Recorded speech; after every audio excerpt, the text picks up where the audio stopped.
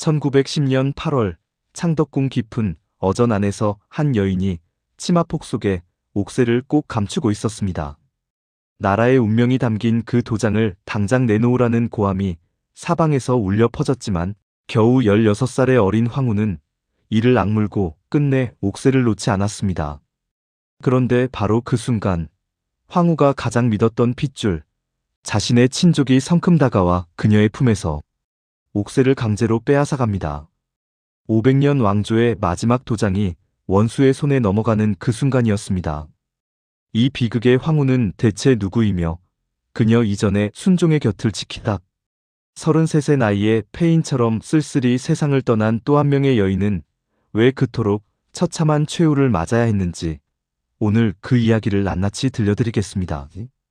이 이야기가 궁금하시다면 구독과 좋아요 한 번만 눌러주시면 큰 힘이 됩니다. 오늘 이 영상을 보시는 여러분 모두 가정에 건강과 평안이 가득하시길 진심으로 바랍니다. 자, 이제 시간을 한참 거슬러 올라가 보겠습니다. 1874년 창덕궁 관물원에서 한 아이가 태어났습니다. 아버지는 조선의 26번째 왕 고종이었고 어머니는 조선의 국모 명성황후였습니다. 이 아이의 이름은 이척, 훗날 조선 왕조의 마지막 왕이자 대한제국의 마지막 황제로 역사에 기록되는 순종이었습니다. 태어난 이듬해인 1875년 불과 한 살의 나이에 왕세자로 책봉됩니다. 500년 조선 왕조가 내리막길을 걷기 시작한 바로 그 시점에 이 갓난아이가 마지막 세자라는 무거운 이름을 떠안게 된 것입니다. 왕실에서는 경사라며 잔치를 벌였지만 궁 밖의 세상은 이미 거센 바람이 불어오고 있었습니다. 그런데 이 어린 세자에게는 태어나면서부터 짙은 그림자가 드리워져 있었습니다.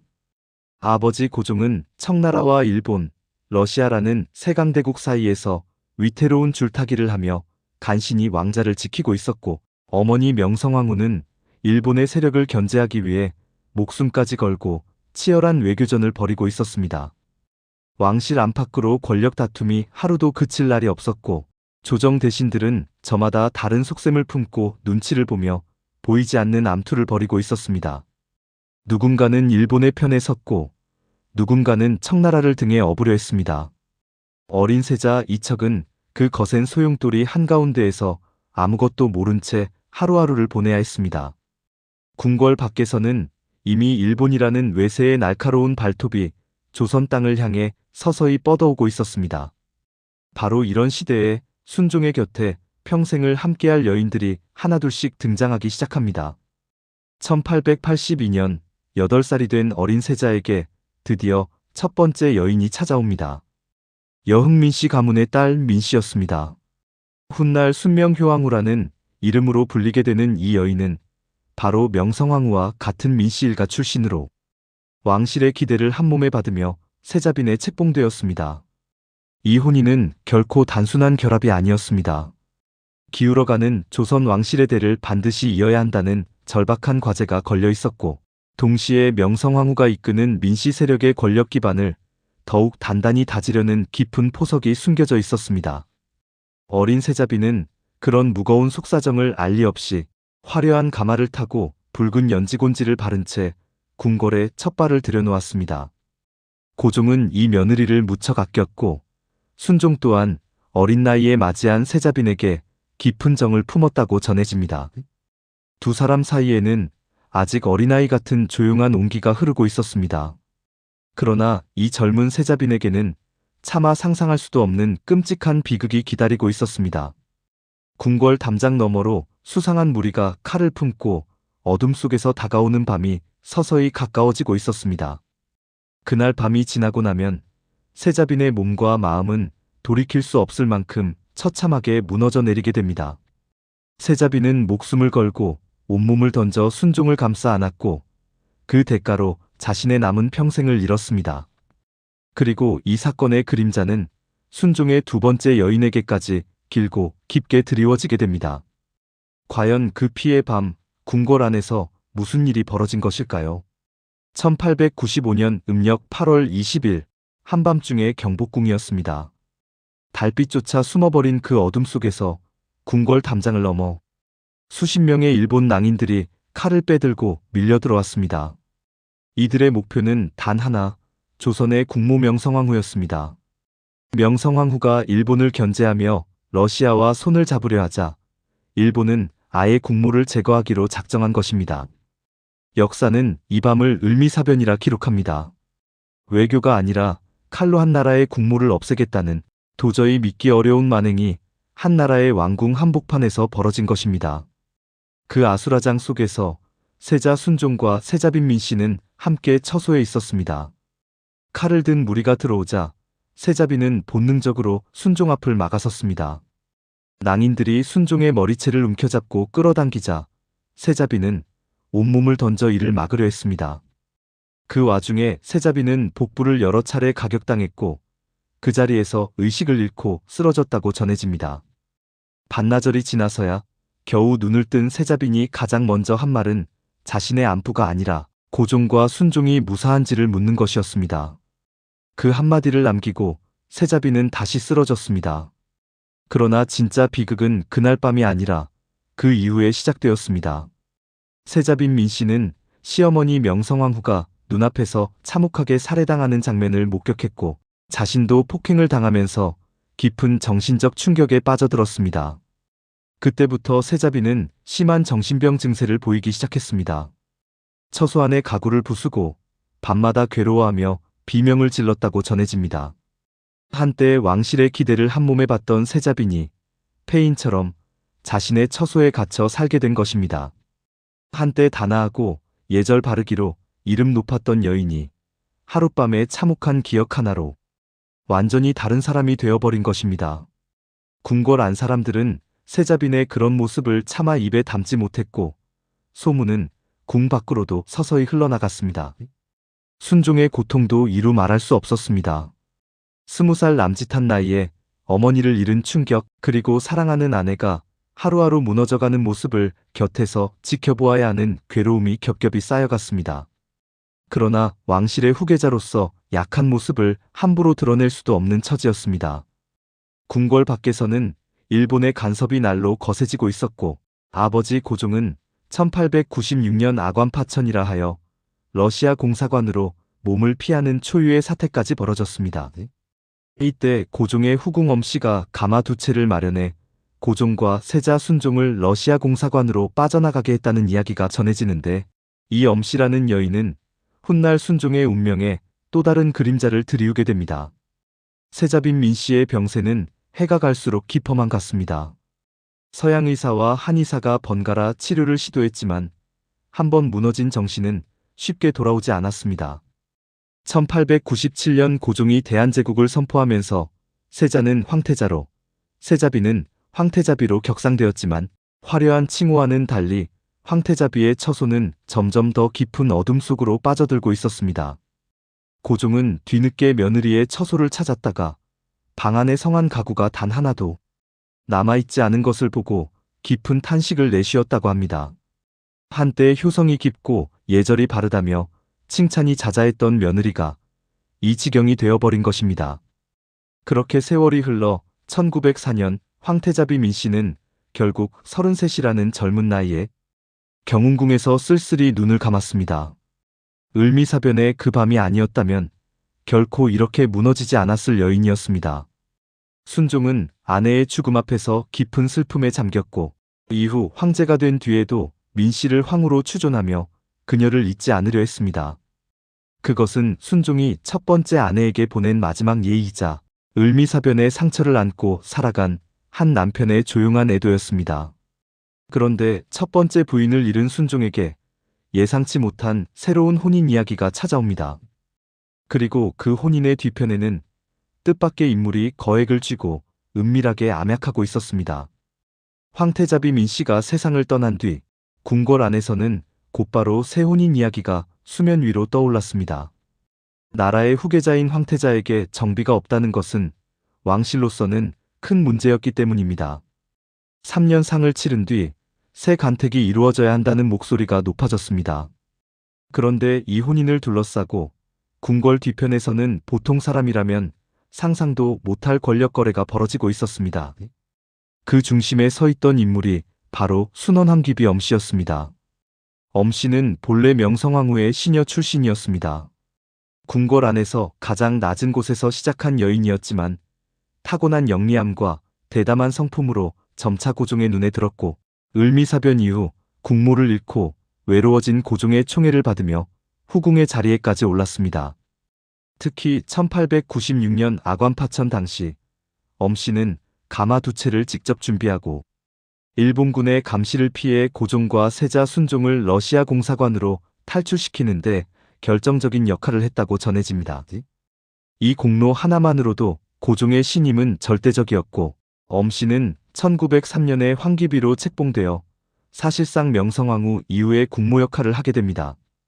후궁의 몸으로 궁궐의 실질적인 안주인이 된 대단한 입지전적 인물이었습니다. 이 엄씨에게는 커다란 야심이 하나 있었습니다. 바로 자신이 낳은 아들 영친왕을 황태자 자리에 올리는 것이었습니다.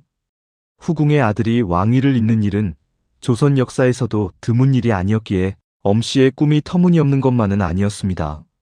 그러려면 무엇보다 순종의 뒤를 잇는 후계 구도를 자신에게 유리하게 짜놓아야 했고 순종의 새 황태자비 자리에 자기 세력과 가까운 집안의 딸을 앉히는 것이 급선무였습니다. 바로 이 지점에서 해평 윤씨 가문이 등장합니다. 순정 효왕후가 될 윤씨의 아버지 윤택령은 엄씨에게 거액의 뇌물을 바쳤다는 풍설이 궁 안팎에 널리 퍼졌습니다. 얼마나 큰 돈이 오갔는지 당시 궁인들 사이에서는 대놓고 수군거릴 정도였다고 전해집니다. 게다가 윤택령의 형제인 윤덕령 역시 친일 성향의 인물로 이 혼인은 처음부터 순수한 왕실 의례가 아니라 정치적 이해관계가 빚어낸 거래였던 셈입니다.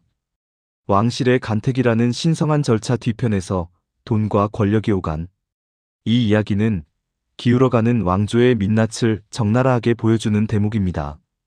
1906년 이렇게 해서 간택된 윤씨는 겨우 12살의 어린 나이에 궁궐로 들어왔습니다. 동궁계비, 곧 황태자의 새 부인으로 책봉된 이 소녀는 아직 세상 물정을 알기엔 너무나 어렸습니다. 궁궐 안의 복잡한 권력 다툼도 자신의 혼인 뒤에 숨겨진 정치적 거래도 알 리가 없었습니다.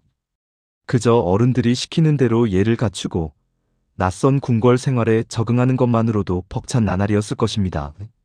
순종은 이때 32살 첫 번째 아내를 잃은 슬픔이 채 가시지 않은 상태에서 20살이나 어린 새 부인을 맞이하게 된 것입니다. 을미사변의 상처와 오랜 병간호의 고됨을 안고 있던 순종에게 이 어린 신부와의 사이에서 깊은 애정이 싹트기란 쉽지 않은 상황이었습니다. 그런데 이 어린 황태자비가 궁에 발을 들여놓은 바로 이듬해 조선 왕조를 뒤흔드는 거대한 사건이 터집니다. 1907년 고종이 일본의 부당한 지배를 세계에 알리기 위해 네덜란드 헤이그 만국평화회의에 비밀 특사를 보낸 것이 발각되면서 일본의 분노가 폭발한 것입니다. 일본은 이를 빌미로 고종에게 양위를 강요했고 궁궐 안은 한순간에 공포와 혼란에 빠져들었습니다. 조정 대신들조차 일본의 눈치를 보며 고개를 숙였고 고종을 지키려는 신하는 손에 꼽을 정도였습니다. 이 거센 폭풍 속에서 순종은 원치 않는 황제의 자리에 올라야 할 운명에 내몰리고 13살의 어린 윤씨는 하루아침에 대한제국의 황후가 됩니다. 그리고 바로 이 순간부터 500년 왕조의 마지막을 향한 비극의 시계가 빠르게 돌아가기 시작합니다. 어린 황후 윤씨에게는 감당할 수 없는 운명의 무게가 내려앉고 있었습니다. 1907년 8월 27일 덕수궁에서 순종의 즉위식이 거행되었습니다. 연호는 융희, 대한제국의 두 번째 황제가 탄생한 것입니다. 그러나 이 즉위식의 분위기는 축하와는 거리가 멀었습니다. 아버지 고종은 일본에 의해 강제로 왕좌에서 끌어내려졌고 순종은 자신이 원해서가 아니라 일본이 밀어넣은 자리에 앉은 것이었습니다.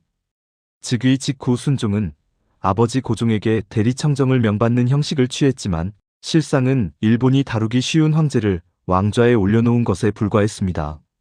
황제라는 이름은 화려했지만 실권은 한 조각도 없었습니다. 나라의 모든 결정은 일본 통감부가 내렸고 순종은 그저 도장을 찍는 허수아비에 가까웠습니다. 옆에서 이 모든 것을 지켜보는 13살 황후. 윤씨의 눈에 이 광경이 어떻게 비쳤을지 짐작하기조차 어렵습니다.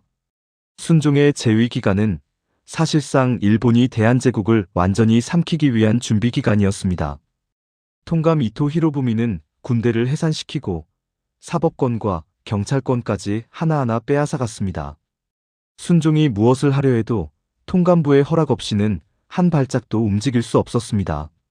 황제의 옥좌에 앉아 있으면서도 자기 나라에서 자기 뜻대로 할 수 있는 일이 아무것도 없는 그야말로 감옥 같은 왕좌였습니다.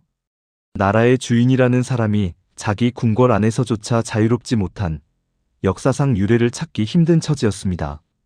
조정 대신들 가운데 상당수는 이미 일본 편에 붙어 있었고 순종을 진심으로 보필하려는 충신은 하루가 다르게 줄어들고 있었습니다. 1909년 10월 만주 하얼빈에서 안중근 의사가 이토 히로부미를 저격하는 사건이 터졌습니다. 이토가 쓰러지자 일본 내에서는 오히려 이를 빌미 삼아 조선을 아예 집어삼키자는 목소리가 더욱 거세졌습니다.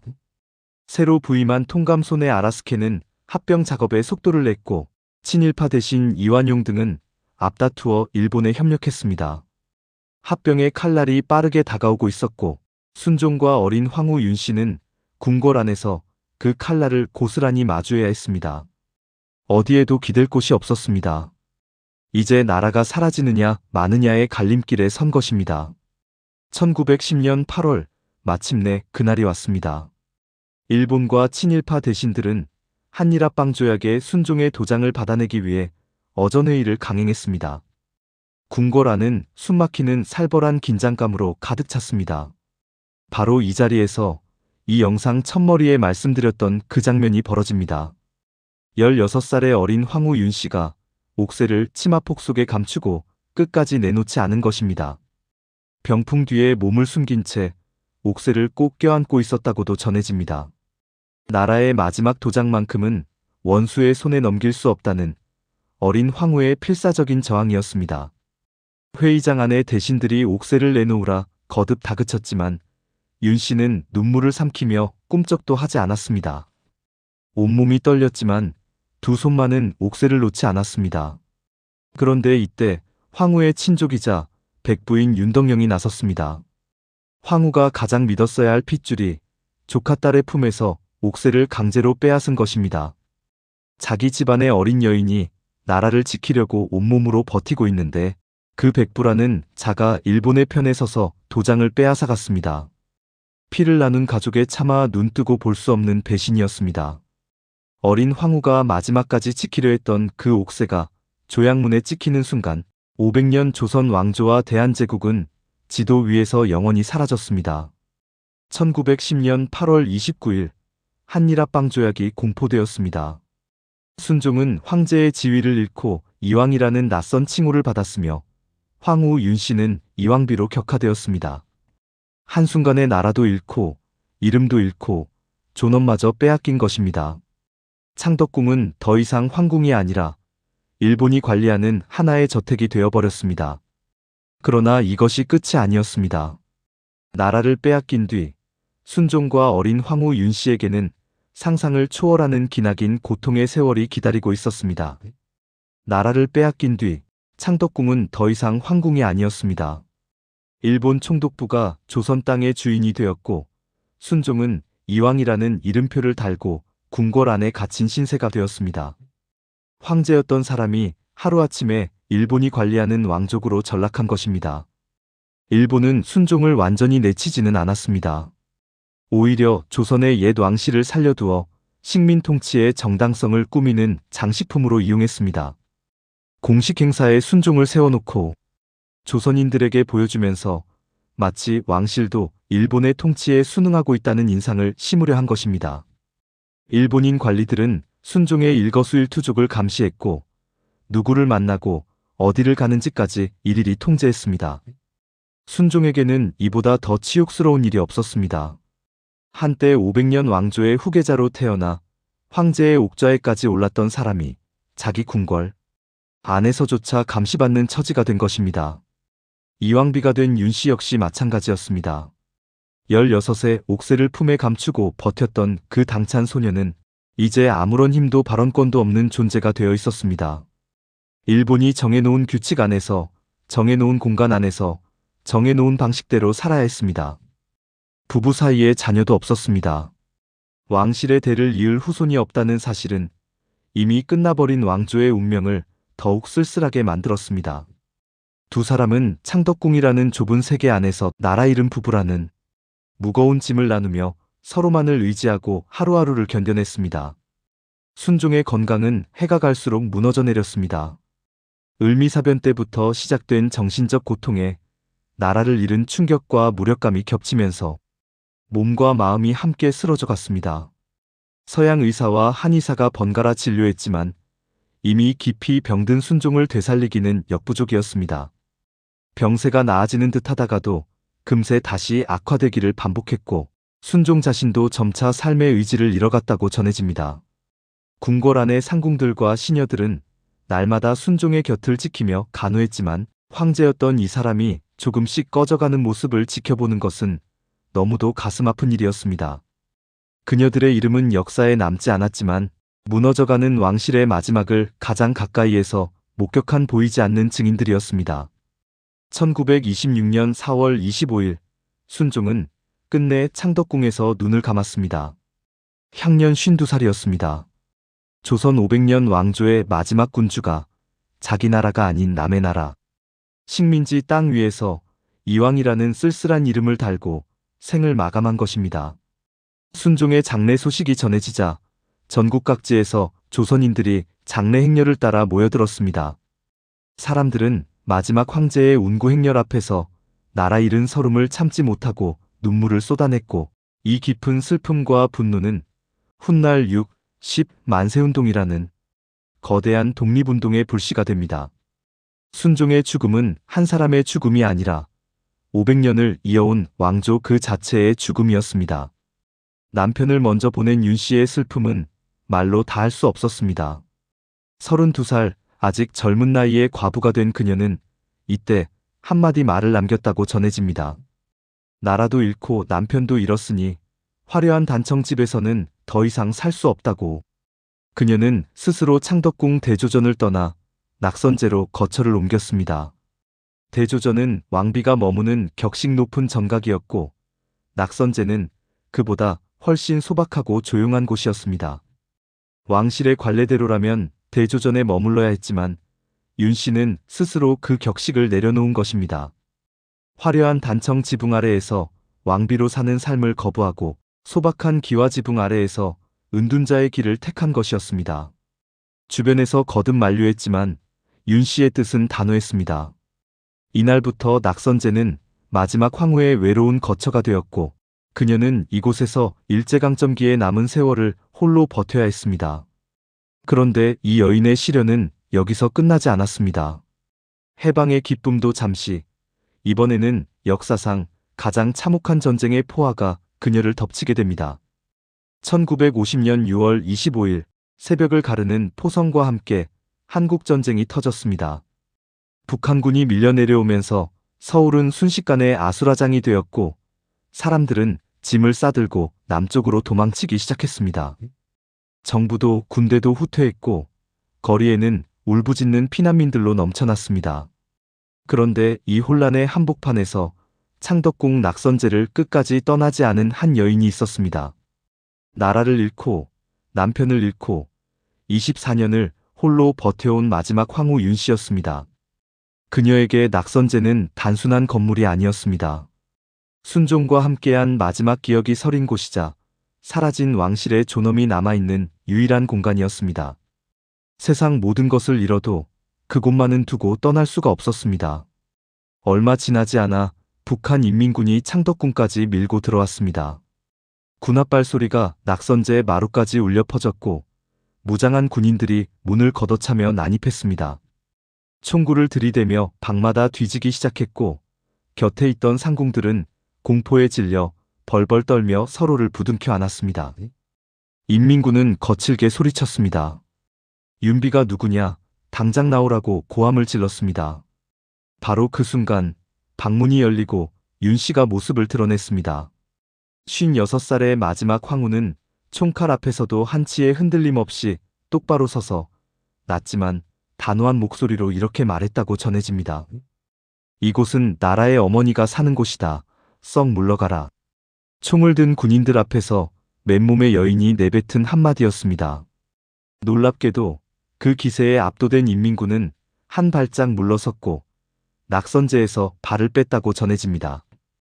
칼과 총이 아니라 한마디 말로 무장한 군인들을 물러서게 만든 것입니다. 16의 옥새를 품에 안고 지키려 했던 그 어린 황후가 56이 되어서도 여전히 왕실의 마지막 보루로 서 있었습니다. 그러나 전쟁은 호통 한 번으로 막을 수 있는 것이 아니었습니다. 서울이 점령되면서 낙선제마저 더 이상 안전하지 않게 되었고 윤 씨는 할 수 없이 궁을 빠져나와 운영궁으로 피신했습니다. 운영궁의 관리인 김택수라는 사람이 목숨을 걸고 인민군에 협조하는 척하면서 윤 씨를 숨겨주었고 석 달 가까이 숨죽이며 지내다 9월 28일 서울이 수복되면서 겨우 위기를 넘겼습니다. 한때 대한제국의 황후였던 여인이 전쟁통에 숨어다니며 목숨을 부지해야 하는 처지가 된 것입니다. 하지만 안도할 겨를도 없이 1951년 1월 중공군의 개입으로 서울이 다시 위험에 빠지는 일사후퇴가 시작되었습니다. 이번에는 미군의 비행기가 윤 씨를 부산으로 실어 날랐습니다. 왕실의 마지막 인물이라는 이유로 특별 수송이 이루어진 것이었지만 부산에 도착한 뒤의 삶은 참담했습니다. 잠시 경남지사의 관사에 머물렀으나 윤 씨는 남에게 누를 끼치고 싶지 않다며 스스로 자리를 떠났습니다. 이후 동네의 작은 사찰과 구포 일대의 농가를 전전하며 궁핍한 나날을 보냈습니다. 난방도 변변치 않은 방에서 겨울을 났고 하루 세 끼를 채우는 것조차 쉽지 않았습니다. 한때 궁궐에서 비단 옷을 입고 수십 명의 상궁을 거느리던 황후가 끼니를 걱정하며 남의 집 방 한 칸에서 잠을 청하는 신세가 된 것입니다. 피난지에서 윤 씨는 식사가 끊기는 날에도 먹을 것을 달라고 하지 않았다고 전해집니다. 물 한 잔을 청할 때에도 미안해하며 왕실의 체면을 끝까지 잃지 않으려 했습니다. 가져온 것이라고는 조선 후기 화가 채용신이 그린 병풍 하나뿐이었는데 그나마 남은 이 왕실의 유물마저도 피난 중 도움을 준 사람들에게 감사의 뜻으로 나눠주었다고 합니다. 그 병풍은 오늘날까지 부산에 전해지며 그때의 사연을 말해주고 있습니다. 모든 것을 빼앗겼지만 품위만은 결코 내려놓지 않았던 것입니다. 전쟁의 포화 속에서도 이 여인은 500년 왕조의 마지막 자존심을 홀로 지켜내고 있었습니다. 1953년 휴전이 되고 나서야 윤 씨는 서울로 돌아올 수 있었습니다. 그리고 다시 낙선제로 향하는 이 기나긴 귀환 길이 끝난 뒤 윤 씨에게는 삶의 마지막 장이 조용히 기다리고 있었습니다.